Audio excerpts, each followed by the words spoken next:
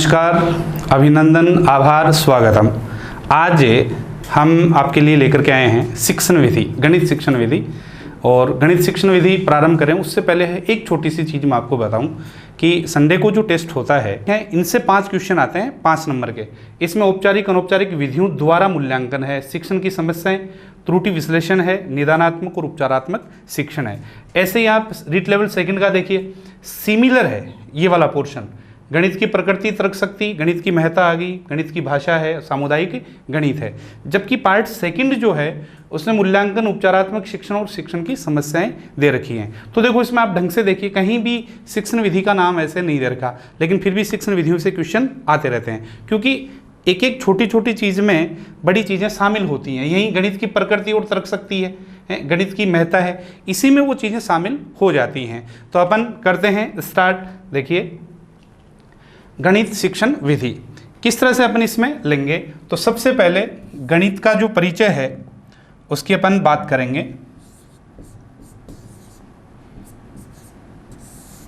गणित का परिचय, और गणित का जो परिचय है उसमें गणित का अर्थ क्या है, गणित की परिभाषा जो है, गणित की परिभाषाएं खूब सारी इसमें देखेंगे। गणित की प्रकृति से संबंधित क्वेश्चन होता है, उसके बारे में हम देखेंगे। गणित का महत्व क्या है उसके बारे में हम देखेंगे। गणित का तर्क शक्ति के साथ में क्या संबंध होता है उसके बारे में हम जानेंगे। इस तरह से गणित का परिचय जो है उसमें ये चीज़ें लेंगे। लेकिन गणित का परिचय जो है, सबसे पहले हम थोड़ी सी बात गणित के परिचय की करते हैं कि गणित का सबसे पहले उद्भव कहाँ से हुआ, गणित की सबसे पहले आवश्यकता कहाँ किस रूप में पड़ी। उसको अपन कह सकते हैं कि गणित का जैसे इतिहास है ठीक है। और उसी में फिर गणित के जैसे कितने प्रकार हैं, अंकगणित है, रेखा गणित है, बीज गणित है, उनके बारे में थोड़ा सा अपन जानेंगे। गणित शिक्षण विधि में सबसे पहले अपन देखते हैं कि गणित का स्थान सर्वोपरि बताया गया है।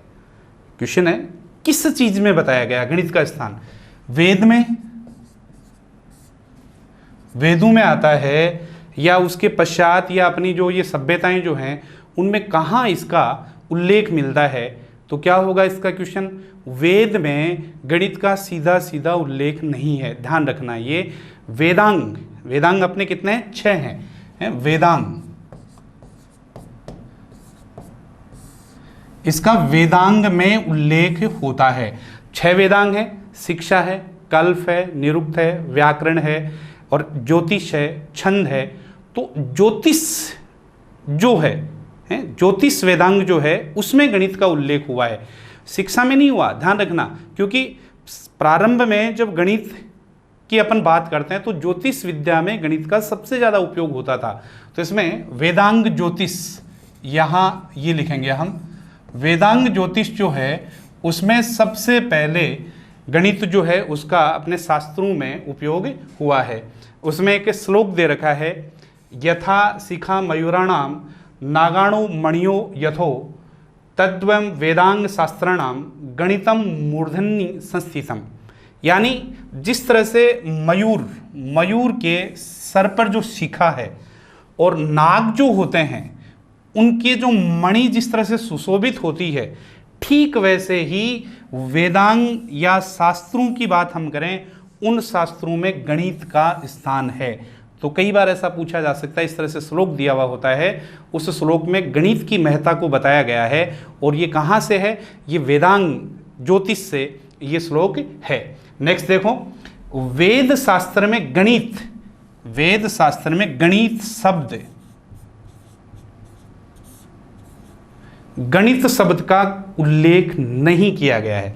ध्यान रखना, वेद शास्त्र में उसके स्थान पर एक शब्द आता है, गणित शब्द नहीं आता। और वो किस लिए आता है कि जल के संबंध में एक जगह एक वृत्तांत दे रखा है कि जल में किस किस तरह के घटक मिले हुए होते हैं। जहाँ जल की बात होती है वहाँ उसकी जो पहचान है उसके लिए गणक शब्द उसमें आता है। तो वेदों में गणित को किस नाम से जाना गया है, गणक के नाम से जाना गया है। नेक्स्ट देखिए, शास्त्र के रूप में गणित का प्राचीनतम प्रयोग तो देखो वेद नहीं होगा, ध्यान रखना। शास्त्र के रूप में गणित का जो प्राचीनतम प्रयोग है वो कहाँ हुआ है, तो वो कहाँ हुआ है, शास्त्र के रूप में गणित का प्राचीनतम प्रयोग वेदांग ज्योतिष में हुआ है। तो ये कह सकते हैं लग्ध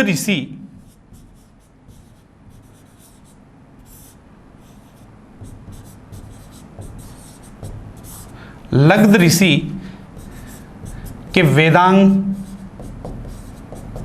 ज्योतिष में इसका उल्लेख हुआ है। गणित को जैसे किस नाम से जानते हैं, गणक के नाम से जानते हैं। गणित को राशि विद्या भी कहा जाता है। कौन सी विद्या कहा जाता है, राशि विद्या भी कहा जाता है। ध्यान रखना, बड़ा अच्छा प्रश्न है। गणित को किस नाम से जानते हैं, गणित को राशि विद्या के नाम से जाना जाता है। गणित को गणक के नाम से जाना जाता है। गणित का सबसे प्राचीनतम साक्ष्य की अपन बात करें तो प्राचीनतम साक्ष्य में कौन सा आ जाएगा, वेदांग ज्योतिष के रूप में ये नाम आ जाता है। गणित के प्राचीनतम साक्ष्य में वेदांग ज्योतिष हो गया, लेकिन ये तो अपने हुए, लेकिन विश्व इतिहास की बात करें तब यहाँ बेबीलोनिया की जो सभ्यता है, कौन सी सभ्यता, बेबीलोनिया, बेबीलोनिया की सभ्यता में एक ग्रंथ मिला था गणित का, और वो प्रश्न बार बार आता रहता है। बेबीलोनिया की सभ्यता में कौन सा ग्रंथ, प्लिम्पटन। प्लिम्पटन जो ग्रंथ है उसके द्वारा, वो यहां नाम लिख देता हूं मैं, प्लिम्पटन। कौन सा ग्रंथ, प्लिम्पटन। ये सबसे प्राचीन ग्रंथ माना जाता है। प्राचीन ग्रंथ किसका, गणित का। कहाँ मिला, बेबीलोनिया की सभ्यता से ये मिला था। तो प्राचीनतम साक्ष्य की बात करें कि गणित का सबसे प्राचीनतम साक्ष्य बेबीलोनिया की सभ्यता में गणित की जो पुस्तक मिली थी उसका नाम क्या था, प्लिम्पटन था, जो प्राचीन ग्रंथ के रूप में जाना जाता है। और अपने देश की जब बात करें तो उसमें लिखित के रूप में वेदांग ज्योतिष में ये चीज़ देखी जाती है, जबकि सिंधु घाटी सभ्यता जो है उसमें भी गणित का प्रयोग हुआ है।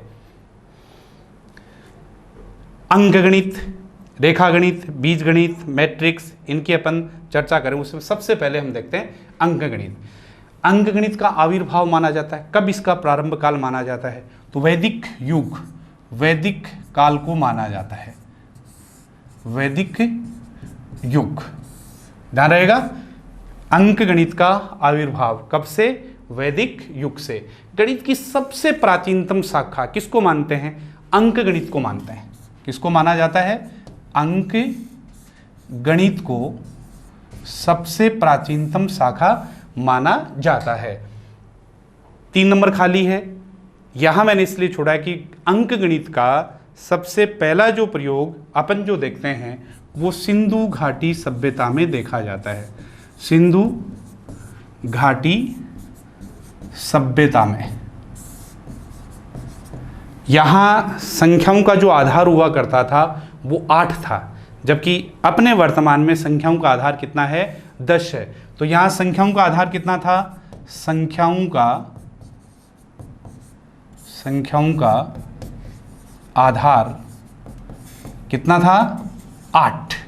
संख्याओं का आधार 8 हुआ करता था। अपने संख्याओं का आधार कितना होता है, 10 होता है। चौथा नंबर, अंकगणित को पढ़ा जाता है। किस तरह से पढ़ा जाता है, मैंने संख्या लिखी 4, 7, 4 और ये 5 है, कितना हुआ 745। तो ये तो लेफ्ट हो गया, ये राइट हो गया। तो बाएं से दाएं पढ़ते हैं गणित को, बाएं से दाएं नहीं पढ़ते हैं। जब बाएं से दाएं पढ़ते हैं तो पढ़ करके बताइए फिर इस संख्या को कितने में बता दो, फिर पढ़ लो इधर से। क्या पढ़ सकते हो, क्या नहीं है ना पॉसिबल। अंकगणित का पढ़ना जो होता है वो इधर से होगा। ये राइट साइड है और ये लेफ्ट साइड है, तो ये कहा जाता है दाएं से बाएं। जिस तरह से उर्दू हम लिखते हैं, उर्दू को जैसे पढ़ते हैं वैसे ही अंकगणित के लिए होगा दाएं से बाईं ओर, दाएं से बाईं ओर। अब आप पढ़ सकते हो इसको, क्योंकि सबसे पहले ये करोगे इकाई, दहाई, सैकड़ा, हजार, 10,000, लाख, 10 लाख। अब आप बोलोगे 3,97,00,000 बोलोगे कि नहीं बोलोगे इस तरह से। तो अंगणित की संख्याओं को किससे, दाएं से बाईं ओर, राइट से लेफ्ट की ओर पढ़ा जाता है। अंकगणित का जनक बताइए क्या कौन है, आर्यभट्ट है, वरामिहिर है, भास्कराचार्य है, किसका नाम लेंगे। अंकगणित का जनक आर्किमिडीज को माना जाता है। किसको माना जाता है, आर्किमिडीज को। आर्किमिडीज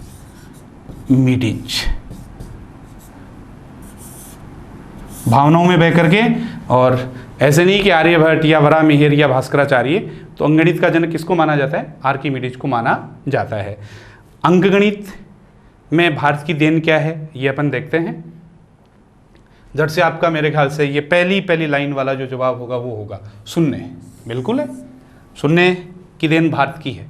शून्य दिया मेरे भारत ने, मनोज कुमार की बड़ी एक अच्छी राष्ट्रभक्ति देश प्रेम की एक फिल्म आई थी, उसमें था ना। लेकिन प्रश्न कई बार पूछा जाता है कि शून्य की खोज किसने की, तो झट से नाम आता है आर्यभट्ट।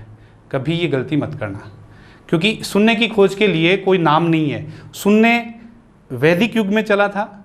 सिंधु घाटी सभ्यता में हमने देखे हैं कि जो मृण या उनकी मुद्राएं जो होती थी, है ना, वो किस तरह से गोलाकार रूप में अपन ने देखी हैं, छल्लेकार के रूप में देखे हैं। तो छल्ला कैसे बना, बिना शून्य के बनना संभव नहीं है। इसलिए शून्य का प्रयोग वेदों में भी हुआ है। वैदिक कालीन जो भी अपन चीज़ देखते हैं वहाँ भी शून्य का प्रयोग किया गया है। इसलिए आर्यभट्ट का संबंध शून्य से नहीं है। आर्यभट्ट ने शून्य से संबंधित एक चीज़ दी थी जो अपन पढ़ेंगे तब देखेंगे। तो शून्य का सृजन गणित को भारत की अमूल्य देन है। किसको, गणित को। गणित को भारत की अमूल्य देन है। इसका अस्तित्व वैदिक साहित्य में किसी न किसी रूप में अवश्य रहा है, किसी न किसी रूप में अवश्य रहा है। इसको किस नाम से जानते हैं, इसको जीरो भी कहते हैं। इसको जीरो भी कहते हैं। इसको क्या कहते हैं, एक नाम और है, इसको क्या कहते हैं, जीपर। इसको क्या कहते हैं, जीपर भी कहते हैं। जीरो कहते हैं, इसे जीपर कहते हैं। इसका उल्लेख किसका, जीरो और जीपर का जो उल्लेख होता है वो वृहदारण्यक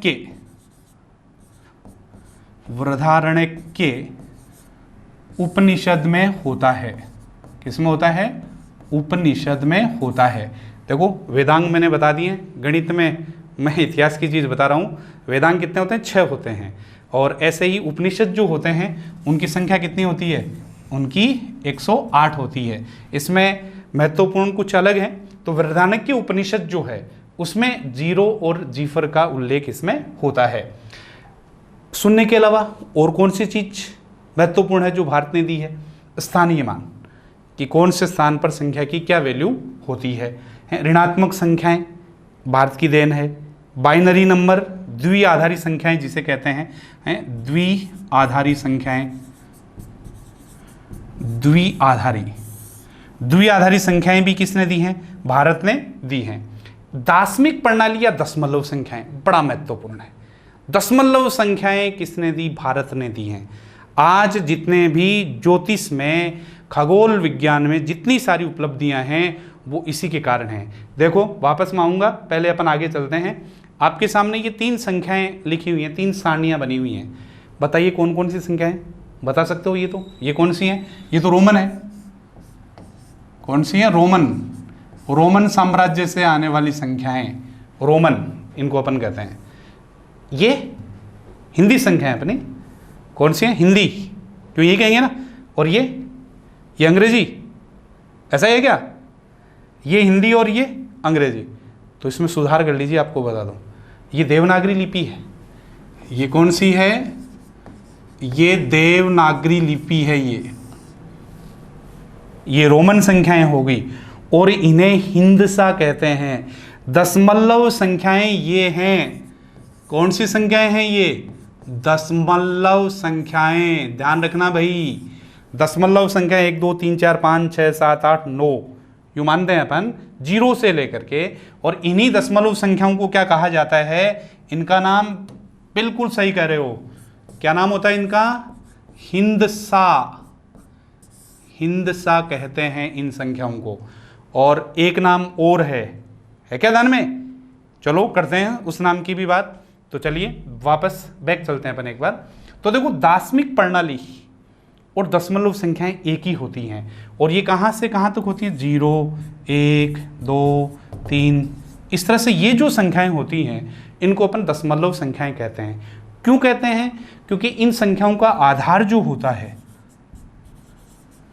इन संख्याओं का आधार क्या होता है, 10 होता है, और 10 होने के कारण इन्हें क्या कहते हैं, दशमलव संख्याएं कहते हैं। किस तरह से आधार 10 होता है देख लीजिए।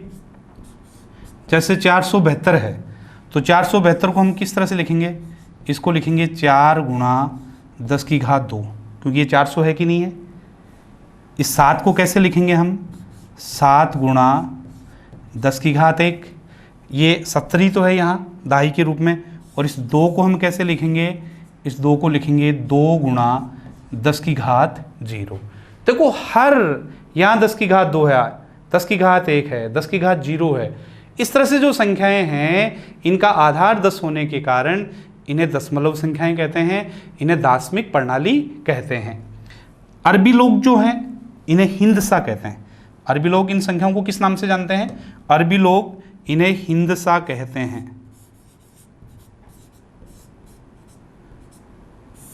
हिंदसा कहते हैं।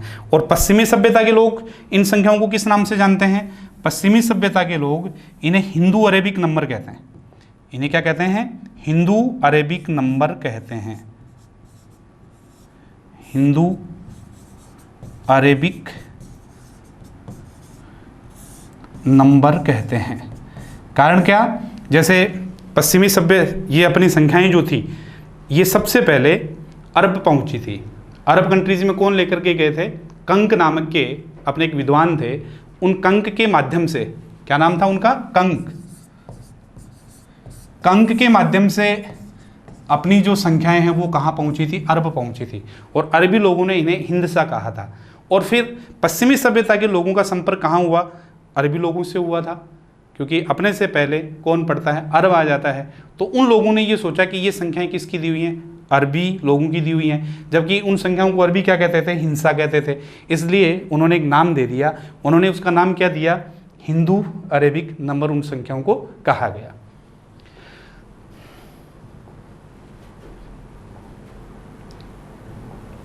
चलिए रेखागणित पर चलते हैं अपन।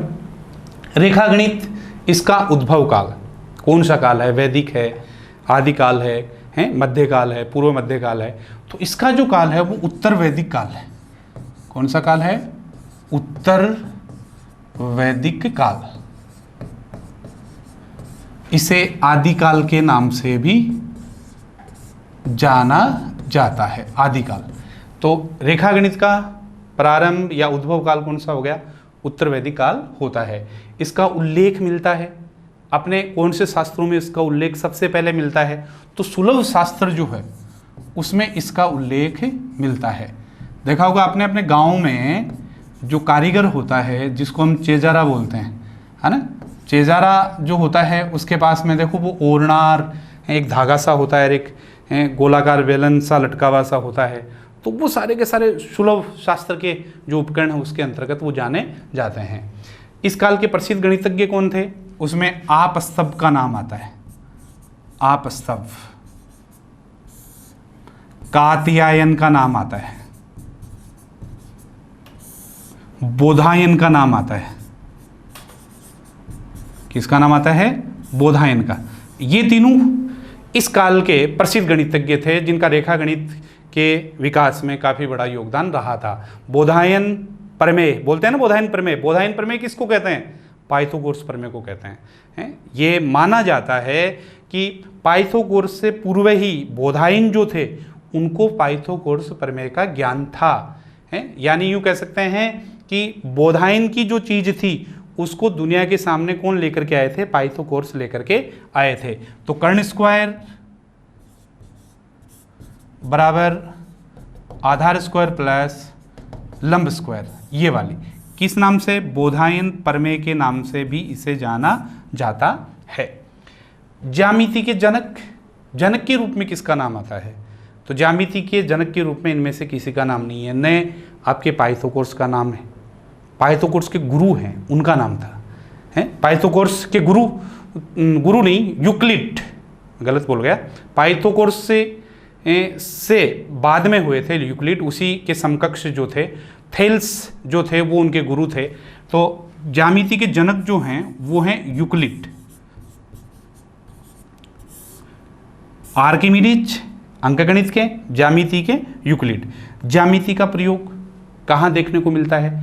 ज्यामिति को अपन लिखित रूप में तो नहीं मतलब किसी प्रकार के ग्रंथ अपने को नहीं मिले, लेकिन सिंधु घाटी सभ्यता या पुरानी जितनी भी जो सभ्यताएं हैं उनमें ज्यामिति का बखूबी प्रयोग हुआ है। किस रूप में हुआ है? वहाँ की नगर व्यवस्था जो थी उसमें आप नालियों को देख सकते हो, उनके बसाउट को देख सकते हो, हैं समकोण पर उनकी सड़कें हुआ करती थी, हैं बड़े बड़े मकान थे, वो भी बिल्कुल ज्यामिति के अनुसार उनके बने हुए होते थे। इस तरह से अपन कह सकते हैं कि ज्यामिति का जो प्रयोग है प्राचीन सभ्यताओं में इसका प्रयोग हुआ था। नेक्स्ट देखते हैं बीज गणित। बीज गणित का उद्भव काल कौन सा माना जाता है? तो देखो, वैदिक के बाद में उत्तर वैदिक, और उत्तर वैदिक के बाद में जो आता है मध्यकाल से पहले का जो पार्ट है उसको बोलते हैं पूर्व मध्य काल। तो ज्यामिति का, बीज गणित का जो उद्भव काल है उसे कहते हैं पूर्व मध्य काल कहा जाता है। सर्वप्रथम उल्लेख मिलता है, कहाँ उल्लेख मिलता है? तो सर्वप्रथम उल्लेख की अपन वैश्विक स्तर की बात करें उसमें एक पुस्तक है और उस पुस्तक का नाम है हिसाब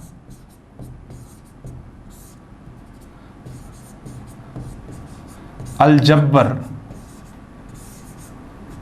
हिसाब अलजब्बर वल मुकाबला, वल मुकाबला, मुकाबला वो वाला मुकाबला नहीं है, हिसाब अलजब्बर, हिसाब अलजब्बर, इस तरह से लिख दो, रेकोस रूप में आप लिख दो। इस पुस्तक में सबसे पहले बीज गणित का उल्लेख होता है, हैं याद रखना है। बीज गणित को इंग्लिश में क्या कहते हैं? एलजेब्रा कहते हैं ना, एलजेब्रा, अपना बुक का नाम याद रह जाएगा, अलजब्बर वल मुकाबला।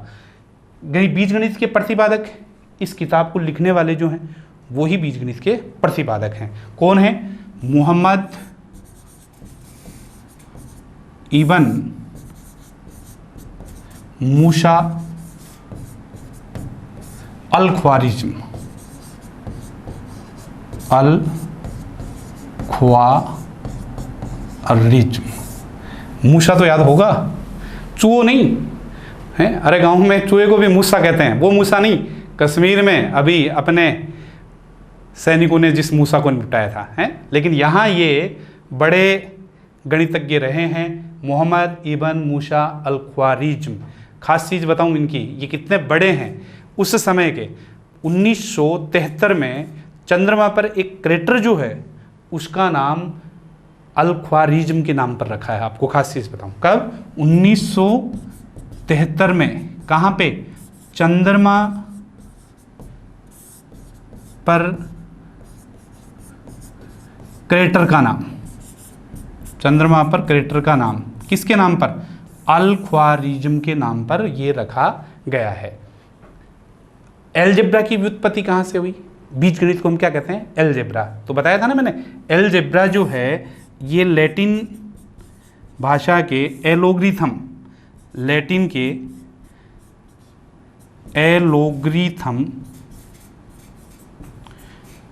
एलोग्रिथम से ये शब्द बना है। और कौन सी?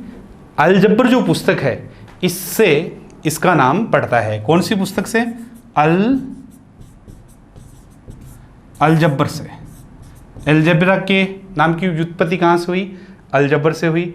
भारत में सर्वप्रथम उल्लेख मिलता है, ध्यान रखना है, भारत में सर्वप्रथम उल्लेख एक पुस्तक है भगवती सूत्र। कौन सी पुस्तक है? भगवती सूत्र। ये जैन समुदाय का बड़ा प्रसिद्ध ग्रंथ है, इसमें इसका उल्लेख होता है। भगवती सूत्र में ही आपके जनपद जो हैं, महाजनपद जो हैं, उनका उल्लेख होता है। अंगुत्तर निकाय के साथ में इस पुस्तक का नाम आता है, जब भी आप पढ़ो तो देखना उसमें। तो भगवती सूत्र हो गया, अलजब्र हो गया, अल ख्वारिज्म हो गया, जिनके नाम पर चंद्रमा पर एक क्रेटर का भी नाम रखा गया है। बीजगणित जो है इसके लिए एक बड़ा अच्छा क्वेश्चन बनता है। अपने जो भारतीय गणितज्ञ हैं भास्कराचार्य, उन्होंने इसका नाम दिया है, और वो नाम क्या है? अव्यक्त गणित। अव्यक्त गणित किसको कहते हैं? बीज गणित को कहते हैं। और ये बात किसने कही? भास्कराचार्य ने ये बात कही है। क्या? अव्यक्त गणित, क्योंकि संख्याएं नहीं होती, संख्याओं को हम किसी सिंबल से इनको क्या करते हैं? डिनोट करते हैं। तो बीजगणित हो गई। बीजगणित के बाद में चलते हैं त्रिकोणमिति। त्रिकोणमिति में हम किसका अध्ययन करते हैं? त्रिकोणमिति में त्रिभुज का मापन होता है। त्रिभुज व त्रिभुज से संबंधित जो बहुभुज होते हैं उनका अध्ययन किया जाता है। किसका? त्रिभुज का मापन। त्रिभुज व उससे बने बहुभुजों का अध्ययन। किसका? बहुभुजों का अध्ययन। त्रिभुज व उससे बने बहुभुजों का अध्ययन या त्रिभुज का मापन किसके अंतर्गत होता है? त्रिकोणमिति के अंतर्गत होता है। तीन शब्द होते हैं ट्राई, एक होता है गनो, एक होता है गनो, एक होता है मेट्रो। इन्हीं तीनों शब्दों से त्रिकोणमिति बनती है, ट्रिग्नोमेट्री जिसको अपन बोलते हैं। ट्राई मीन्स कितना होता है? ट्राई मीन्स 3 होता है। गनो मीन्स क्या होती है? गनो मीन्स बुझाएं होती हैं। क्या होती हैं? बुझाएं। और मेट्रो मीन्स क्या होता है? मापना होता है। क्या होता है? मापना होता है। तो त्रिकोणमिति, ट्राई, गनो, मेट्रो से अपन इसको क्या करते हैं? जानते हैं। प्रतिपादक, प्रतिपादक के रूप में किसका नाम आता है? तो प्रतिपादक के रूप में देखिए किसका नाम आएगा? प्रतिपादक के रूप में अपन बात करें तो आर्यभट्ट का नाम आता है। किसका नाम आएगा? आर्यभट्ट। कौन? प्रथम। आर्यभट्ट का इस तरह से, आर्यभट्ट ने त्रिकोणमिति पर काफ़ी मतलब प्रयोग किए थे, काफ़ी जानकारियाँ उपलब्ध करवाई थी। इनका जो ग्रंथ था संस्कृत भाषा में जो था उसमें काफ़ी जानकारियाँ थी। उसमें साइन, कोसाइन, ज्या, कोज्या, एक वर्साइन और एक इनवर्स साइन। ये साइन था, कोसाइन था, वर्साइन था और इनवर्स साइन था। ये 4 धारणाएं जो थी किसकी दी हुई थी? आर्यभट्ट की दी हुई थी। तो प्रतिपादक के रूप में आर्यभट्ट को जाना जाता है। जबकि त्रिकोणमिति का जो पिता है वो हिपार्कस है। त्रिकोणमिति के पिता कौन थे? हिपार्कस। हिपार्कस को त्रिकोणमिति का पिता कहा जाता है। प्रतिपादक कौन? आर्यभट्ट है। जबकि पिता के रूप में, त्रिकोणमिति के पितामह के रूप में किसको जाना जाता है? हिपार्कस को जाना जाता है। मैट्रिक्स हम बहुत कम जानते हैं, लेकिन वर्तमान में सबसे ज़्यादा यदि किसी गणित का प्रयोग होता है तो वो क्या है? मैट्रिक्स है। आप व्यापार में देख लीजिए, व्यापार में, आपके उद्योग जगत में, आपकी जनसंख्या वितरण का जब अपन डायग्राम वगैरह बनाते हैं उसमें देख लीजिए, है ना। अन्य कोई भी जैसे वितरण की जो चीज़ होती है उससे संबंधित ले लीजिए। गवर्नमेंट जब योजना बनाती है तो उसके जो आंकड़े हैं उसकी बात कर लीजिए। तो वर्तमान में मैट्रिक्स का प्रयोग सर्वाधिक हो रहा है। अंकगणित का प्रयोग धीरे धीरे क्या हो गया? कम हो गया है। तो इसमें मैट्रिक्स के जनक के रूप में कौन जाना जाता है? जॉन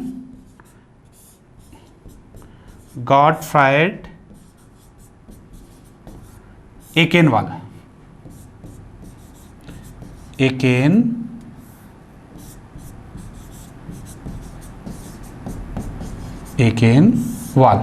जॉन गॉटफ्राइड एकेनवाल को मैट्रिक्स का जनक माना जाता है। और इनका पूरा जो सार है इस तरह से अपन लें कि देखो, वैदिक काल, उत्तर वैदिक काल, फिर मध्यकाल, पूर्व मध्यकाल की बात आई, और फिर पूर्व मध्यकाल के बाद में क्या आता है? मध्यकाल आता है। तो वहाँ से एक छोटा सा क्वेश्चन बनता है कि भारत में गणित का स्वर्ण युग किसको माना जाता है? तो भारत में गणित का स्वर्ण युग मध्यकाल को माना जाता है। तो इसके बाद में नेक्स्ट जो क्लास होगी उसमें अपन और चर्चा करेंगे। धन्यवाद।